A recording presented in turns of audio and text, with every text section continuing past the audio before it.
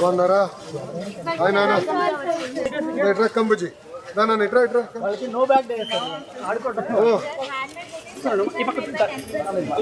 మీరే తయారు చేశారా విపత్తు? మీరేంటమ్మా?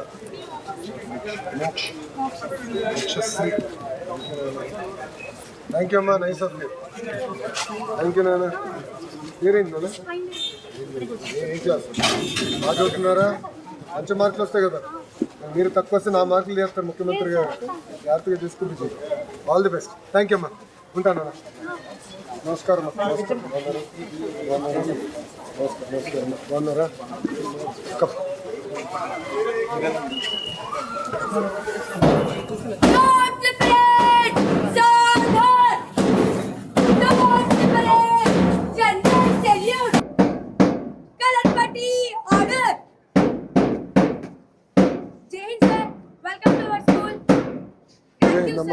जय हिंद. Thank you.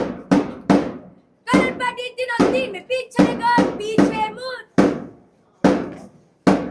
कलरपाटी तो मत. नमस्कार मैम.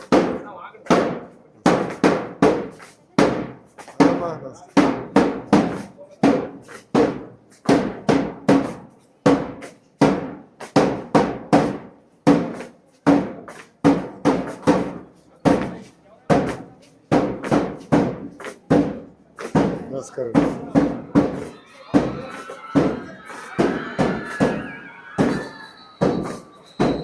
చేకి ఏమైంది? థ్యాంక్ యూ అమ్మా. జై హింద్. మీటింగ్ అయినా కలుస్తా. థ్యాంక్ యూ అమ్మా.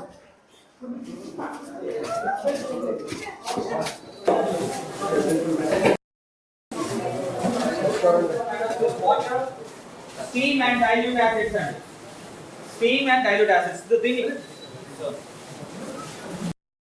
నమస్కారం అండి. బాగున్నారా? క్షమించాలి డిస్టర్బ్ చేశా. మీరందరూ కూర్చోండి.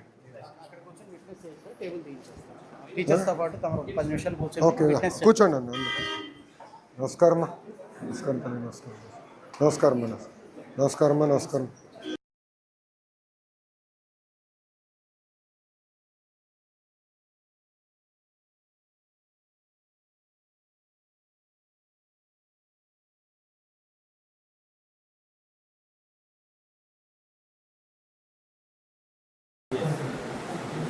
As I have given you the learning outcomes of this lesson, you might have observed that the students will be able to classify the elements as metals and non-metals. They will be able to know the properties of the metals and non-metals. They are also able to say the different properties of metals based on how they react with water, moisture, or steam, or dilute acids, and some salts or some other metals. So with those things, we will try to see how we induce the topic in the students. Students, while we motivate them to make them interesting.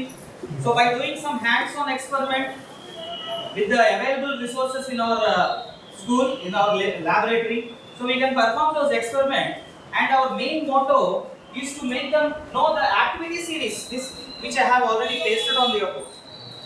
Our main motto is to make them learn the activity series.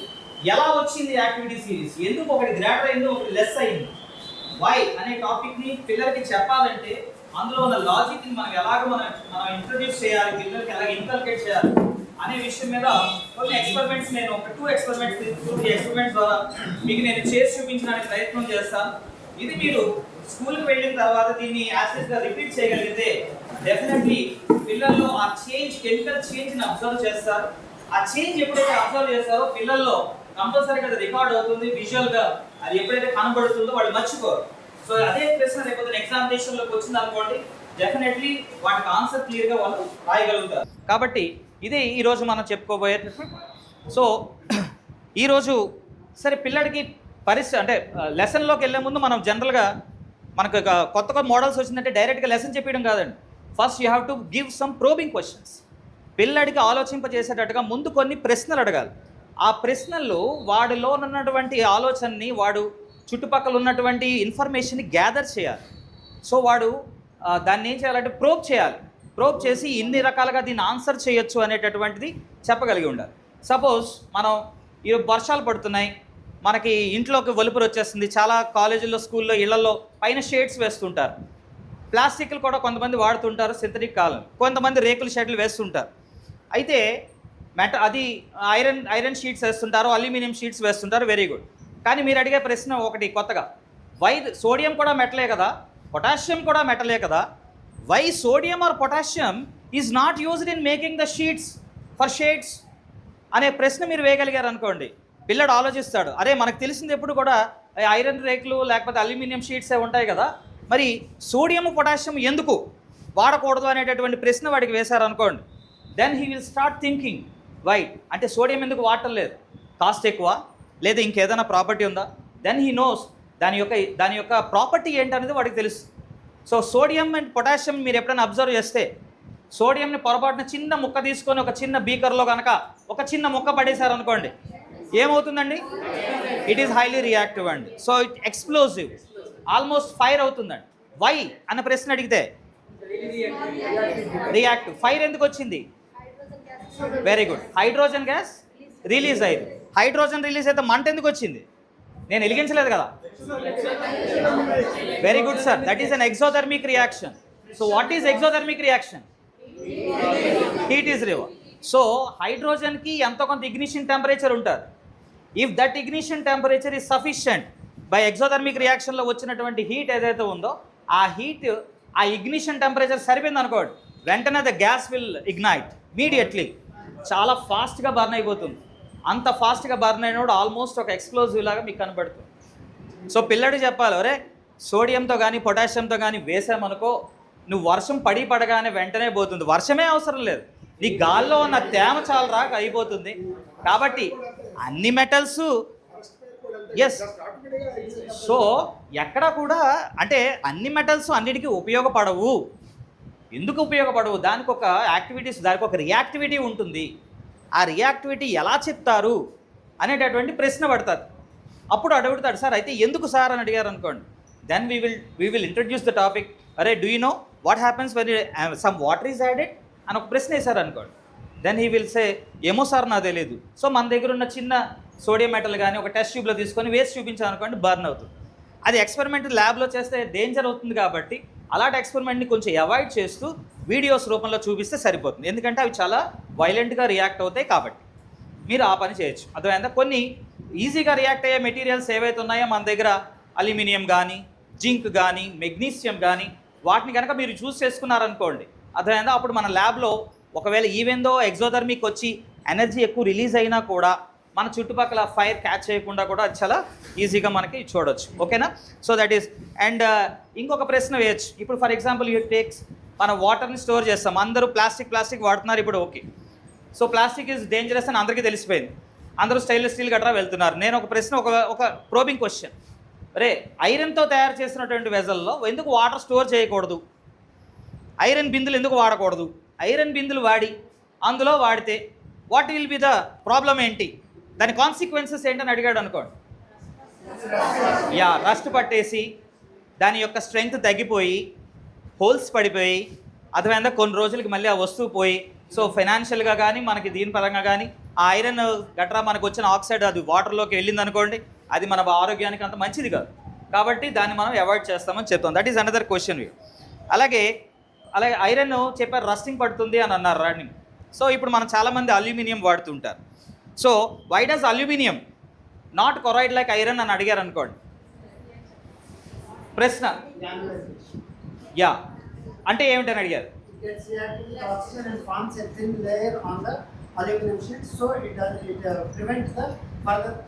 Yes, very good. So here what he said is right. Whenever you use aluminium thing, there will be a layer of aluminum oxide on the surface of the sheet. This aluminum oxide will act as an insulator. It will not make the aluminum inside will corrode avukunda adi em chesthe prevent chestundi. It will act as a protecting layer andi. ఎప్పుడైతే protecting layer ఉంటుందో further aluminium మరి decompose అవ్వదు, మరి oxidise అవ్వదు. కాబట్టి aluminium is a good choice when compare to iron అని చెప్పచ్చు. And మనకి ఈజీగా దొరుకుతుంటుంది కూడా. That is one probing question. అలాగే there is one thing called, మీరు ఎప్పుడైనా దిస్ ఇది ఎప్పుడైనా చూసారా అండి ఇలా? మెగ్నీషియం రిబ్బన్ అండి.